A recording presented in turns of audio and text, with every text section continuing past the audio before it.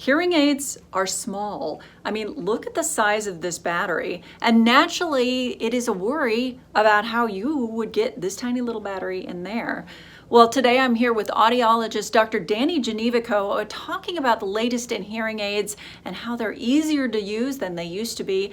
And Dr. G, I have to say, this is really tiny. How does this work? It's pretty small.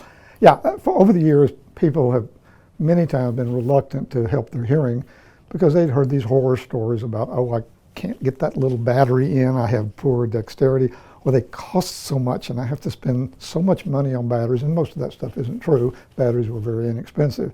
But it is true that a lot of people, particularly as you get a little older, if you have a little tremor or a little dexterity issue or a little arthritis, or maybe you don't have real good vision and you start trying to fool with a little battery, you drop it on the floor and you can't find it, or you get shaky and you can't put it in, and you finally just get frustrated and you give up. So in recent years, we've found that we charge everything. We charge our cell phones, we charge our toothbrush, and now we charge our hearing aids as well. Hearing aids now use lithium-ion batteries that don't have memories, so you can charge them as much as you want, not like the old ones you had to run them down. You don't have to buy batteries for the hearing aid. You basically take the hearing aid off at night and put it into a charger.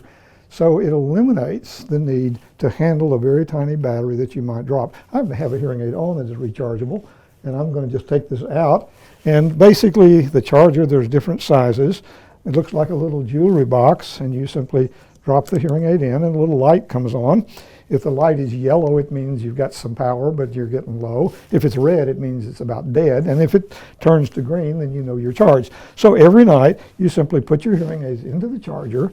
And you don't have to turn them off, which is nice. People always say now, you have to turn it off or switch. You don't have to do anything. It does it automatically. So when you put it in, there's no need to turn it off. When you take it out the next morning, it's charged. There's no need to turn it on. So basically, you simply pop the hearing aid into your ear, and you're good to go. Generally speaking, on the devices that we use, a short charge of maybe 20 minutes will probably last you for 6 hours. If you charge it for 2 hours, it's probably good for 10 or 15. So typically what people do at night is they plug their cell phone in and they plug their hearing aids in, and the next morning they're good to go. So it does save some money in the long term, or probably in the short term, because you don't have to buy batteries and you don't have to go to the store and find them. Eventually, like all lithium-ion batteries, they have to be replaced, but you're probably going to get 5 or 6 years out of one. So I think there are some advantages. The rechargeable hearing aids are not really for everyone. There are people that don't want to be limited by a charger, so they carry little batteries and they can put them in okay. But you know, if you have some dexterity issues, that's something that really would make it much, much easier for you. So we typically use those more for people who can't handle things well and are afraid of dropping their batteries and losing them. Eventually, lithium-ion batteries do have to be replaced, but that's really not that big a deal. So rechargeable batteries, I think, are probably the wave of the future. Probably within the next few years, you won't see many hearing aids that use regular batteries. They'll probably almost all be rechargeable.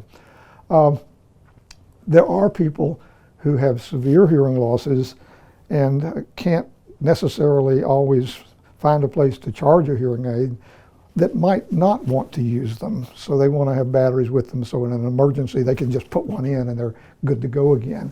But I think by and large for the average person, that's really not a big issue. So I would encourage you, if you are hesitant about doing something about your hearing because you are afraid of the batteries or the battery costs or whatever, simply ask your audiologist for a rechargeable type hearing aid. It will make it much easier for you, and basically you can even get battery packs with these, so if it did go out and you were in your car, you could pop your battery pack on it, so you don't always have to have an AC charger. So think about rechargeable batteries, and that might make hearing much easier for you. And if you'd like to learn more about rechargeable batteries, you can give them a call in Lynchburg. They're at 434-528-4245. In Danville, they can be reached at 434-799-6288. You can also find out more online at digitalhearingforyou.com.